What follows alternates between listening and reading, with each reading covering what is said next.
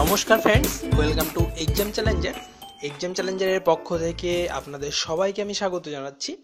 যাই হোক, আজকে কিছু গুরুত্বপূর্ণ প্রশ্ন আমি আবারও এনেছি, যেগুলো খুবই গুরুত্বপূর্ণ যে কোনো চাকরির ক্ষেত্রেই। তো চলুন দেখে নেওয়া যাক কি সেই প্রশ্ন উত্তর। তার আগে আমি একটা কথা একটু একবার কনফার্ম করে দেবো আপনারা শুধু এক্সাম চ্যালেঞ্জারের ভিডিওগুলো যদি একটু দেখেন, তো সামনে যে পরীক্ষা আছে তাতে পুরো 90% কিন্তু আপনারা কমন পাবেনই। এটা ওভার কনফিডেন্স না, আমার উপরে সামান্য কনফিডেন্স রেখেই আমি এই কথাটাই বলছি। যাই হোক, আজকের প্রশ্ন উত্তরগুলো একটু শুরু করি। গরমকালে রোদ্দুরে কোন রঙের জামা পরলে আরাম লাগে? তো প্রথমে একটু বলবো, রংটা হচ্ছে সাদা। তার কারণ সাদা রং হচ্ছে সূর্যের সবকটা রঙকেই প্রতিফলিত করে, ফলে গরমটা কম লাগে। কালো রং যেটা, সেটা কিন্তু সবসময় সূর্যের সবকটা রঙকেই অ্যাবজর্ব করে নেয়, অর্থাৎ শোষণ করে নেয়। ফলে কালো রং পরলে, কালো রঙের জামা বা কোনো কিছু পরলে গরমটা অতিরিক্ত বেশি লাগবে। যাই হোক, সবসময় চেষ্টা করবেন গরমকালে যাতে সাদা পোশাক পরা যায়, আর শীতকালে কালো পরলে আরামদায়ক হয়। তো নেক্সট কোশ্চেন, কোন গ্যাসকে অ্যাসিড উৎপাদক বলা হয়? তো এখানে অ্যান্সার হয়ে যাবে অক্সিজেন।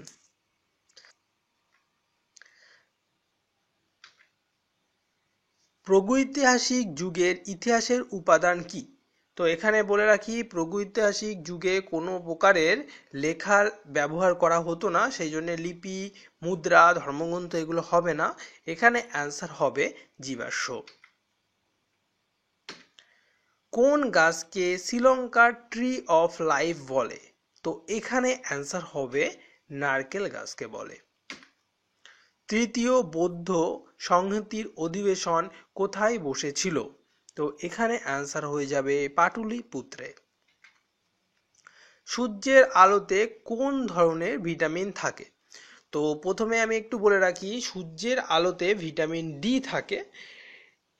আমরা যদি সূর্যের আলোতে বসে ত্বকে আমাদের তেল লাগাই বা তেল দিয়ে যদি আমরা মালিশ করি আমাদের ত্বকের ওপরে, তাহলে কিন্তু ডি ভিটামিন সংশ্লেষ করা সম্ভব।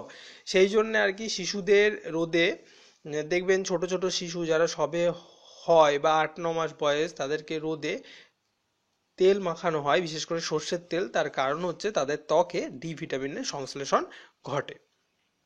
যাই হোক, ডি ভিটামিন ফ্যাটের দ্রাব্য, এ ডি ই কে, এই চারটি ভিটামিনের চ্যাপ্টার আমি আগেই অলরেডি কভার করে দিয়েছি, তো ওখান থেকে একটু দেখে নেবেন যদি অসুবিধা হয়। প্রথম লাঙল দিয়ে চাষ কোথায় হয়? তো এখানে অ্যান্সার হয়ে যাবে মেসোপটেমিয়ায়। নেক্সট, হোমিওপ্যাথির জনক কে? তো এখানে অ্যান্সার হবে স্যামুয়েল হ্যানিম্যান। তো আপনারা ছবিটা দেখতে পাচ্ছেন তার। পৃথিবীর কোন দেশের ভৌগোলিক এলাকা সবচেয়ে বড়? তো এখানে অ্যান্সার হয়ে যাবে রাশিয়া। তো রাশিয়া পূর্ব ইউরোপ জুড়ে বিস্তৃত বিশ্বের বৃহত্তম দেশ। রাশিয়ার আয়তন দ্বিতীয় বৃহত্তম দেশ যেটা কানাডা আমাদের, তার আয়তনেরও কিন্তু দ্বিগুণ। তো মালপ্রভা নদী কোথায় অবস্থিত? এখানে অ্যান্সার হয়ে যাবে কর্ণাটক। লোকসভার ভোট কত বছর অন্তর হয়? তো লোকসভার যে ভোট হয় সেটা 5 বছর অন্তর হয়ে থাকে। ছত্তিশগড় রাজ্যটি 1 নভেম্বর 2000 সালে গঠিত হয়। এটি কোন রাজ্যের থেকে নেওয়া হয়েছে? তো এটা নেওয়া হয়েছে মধ্যপ্রদেশ থেকে। হিমোগ্লোবিন প্রস্তুতিতে কে সাহায্য করে? তো এখানে ম্যাগনেসিয়াম আছে, এফি আছে, আর সিইউ আছে। তো অ্যান্সার হবে এফি। তো দেখে নেবো এফি কি। Iron is a chemical element with symbol Fe and atomic number is 26, অর্থাৎ লোহা বা আয়রন যেটা, তার সিম্বল হচ্ছে Fe। তো মারাদোনা কোন খেলার সঙ্গে যুক্ত? এখানে অ্যান্সার হয়ে যাবে ফুটবল। বিডিও এর পুরো নাম কি? আমরা সবসময় বলি যে বিডিও অফিসে যাব, কিছু কাজ আছে, এই ধরনের আর কি, আমরা সবাই আর কি যাই। তো এর পুরো নাম হচ্ছে ব্লক ডেভেলপমেন্ট অফিসার। জ্যামিতির প্রথম প্রবক্তা কে ছিলেন? তো এখানে অ্যান্সার হয়ে যাবে ইউক্লিড। মানুষের রক্তে স্বাভাবিক তাপমাত্রা কত? তো মানুষের যে রক্ত থাকে তার স্বাভাবিক তাপমাত্রা হচ্ছে 37°C যদি আমরা সেন্টিগ্রেডে বলি, আর যদি আমরা ফারেনহাইটে ধরি তাহলে এর স্বাভাবিক তাপমাত্রা হচ্ছে 98.6 ফারেনহাইট। আমাদের চারপাশের থেকে ঠান্ডা হতে পারে, গরম হতে পারে, কিন্তু মানব দেহ সবসময় এই তাপমাত্রাটাই ধরে রাখার কিন্তু চেষ্টা করে। কুতুব মিনার নির্মাণ কার্য কে শেষ করেন? তো এখানে অ্যান্সার হয়ে যাবে ইলতুৎমিশ। তরাই কথাটির অর্থ কি? তরাই, এই ধরনের প্রশ্ন কিন্তু ইদানিং আসছে পরীক্ষায়, তো এটা গুরুত্বপূর্ণ। তরাই কথাটির অর্থ হচ্ছে স্যাঁতসেঁতে। কলকাতা কর্পোরেশনের প্রথম ভারতীয় মেয়র কে ছিলেন? তো অ্যান্সার হবে চিত্তরঞ্জন দাস। নিচের কোন সালটি অধিবর্ষ? তো এখানে দেখলে বলা যায় যে 2020 সালটি অধিবর্ষ। তো অধিবর্ষ একটু কি, আমি সেটা একটু ডিটেলসে বলে দেবো, কারণ যারা জানেন না তাদের একটু জেনে রাখা দরকার, এরকম প্রশ্ন চলে আসতেই পারে। পৃথিবী যখন সূর্যের চারপাশে ঘুরে আসে, মানে 1 বছর যখন কমপ্লিট হয়, তার উপরই আর কি আমাদের ঋতু পরিবর্তন ও অন্যান্য মহাজাগতিক যে ঘটনাবলী পুনরাবৃত্তি ঘটে আর কি, যে ঋতু পরিবর্তন, শীতের পর গ্রীষ্ম, গ্রীষ্মের পর আবার শীত পুনরায় চলে আসে, এরকম পুনরাবৃত্তি ঘটে, তাকে বলে এক সৌরসাল। তো এটাকে আমরা 1 বছর বলতেও পারি। এর সময়কাল হচ্ছে 365 দিন 5 ঘন্টা 48 মিনিট 47 সেকেন্ড। এটা কোনো কোনো জায়গায় 46 সেকেন্ডও করা থাকে। তো কিন্তু আমরা 365 দিনকে 1 বছর হিসাবে ধরে নিই। এই জন্য প্রতি বছর 6 ঘন্টা কিন্তু সময় আমাদের বাইরে থেকে যায়, সেটা কিন্তু আমাদের সময়টা নেওয়া হয় না বছরের ভিতরে।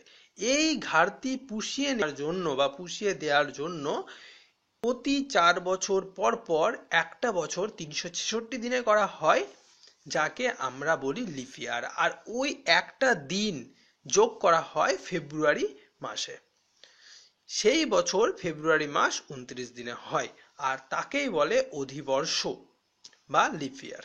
তো বন্ধুরা, লিপ ইয়ার কোন কোন সাল কিভাবে বের করব?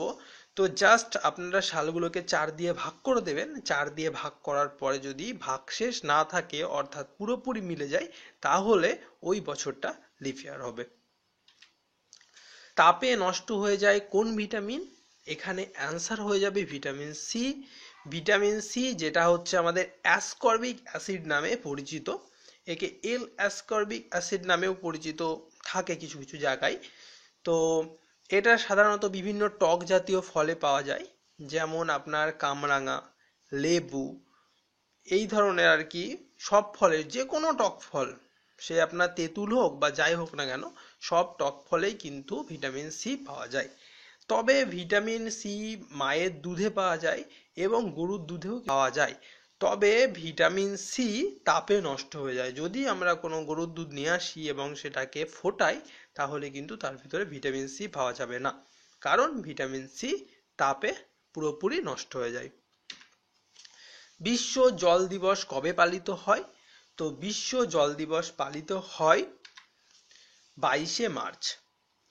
1993 সালের জাতিসংঘ সাধারণ সভা 22শে মার্চ তারিখটিকে বিশ্ব জল দিবস বা বিশ্ব পানি দিবস হিসাবে ঘোষণা করেন। তো ইংরেজিতে এটাকে বলে ওয়ার্ল্ড ডে অফ ওয়াটার বা ওয়ার্ল্ড ওয়াটার ডে। তো এই প্রশ্নটা গুরুত্বপূর্ণ, চলে আসতেই পারে। যাই হোক বন্ধুরা, এই ছিল আজকের প্রশ্ন উত্তর। প্রশ্নগুলো খুবই গুরুত্বপূর্ণ, আশা করি আপনারা ভিডিওটি মন দিয়ে দেখেছেন। কোনো অসুবিধা থাকলে আপনারা ভিডিওটি বারবার দেখুন। আর যেহেতু আপনারা দেখছেন, শুনতে পাচ্ছেন, সেহেতু আপনাদের অনেক তাড়াতাড়ি মনে থাকবে জিনিসগুলো, বা অনেক তাড়াতাড়ি মুখস্থ হয়ে যাবে। যাই হোক, প্রত্যেক দিনের মতনই আপনারা অন স্ক্রিনে অঙ্ক দেখতে পাচ্ছেন, এটাকে ধাঁধা বলতে পারেন বা বলতে পারেন ইন্টেলিজেন্ট কোনো প্রশ্ন। তো যাই হোক, মাঝখানের একটা উত্তর আমি মুছে দিয়েছি, খালি ঘরে, এখানে লেখা আছে খালি ঘরে কোন সংখ্যা বসবে। তো চটপট কমেন্ট বক্সে এর উত্তরটা আমাকে একটু জানিয়ে দেবেন যে কি, অবশ্যই জানাবেন। যাই হোক, ভিডিওটা ভালো লাগলে লাইক করবেন, বন্ধুদের সঙ্গে শেয়ার করুন এবং অবশ্যই যারা নতুন এই চ্যানেলে, অবশ্যই চ্যানেলটিকে সাবস্ক্রাইব করুন, কারণ বিভিন্ন পরীক্ষার প্রস্তুতি এবং বিভিন্ন পরীক্ষার খবরাখবর নিয়ে কিন্তু আমরা চলে আসি এই চ্যানেলে। যাই হোক, সবাইকে ধন্যবাদ, সবাই ভালো থাকবেন।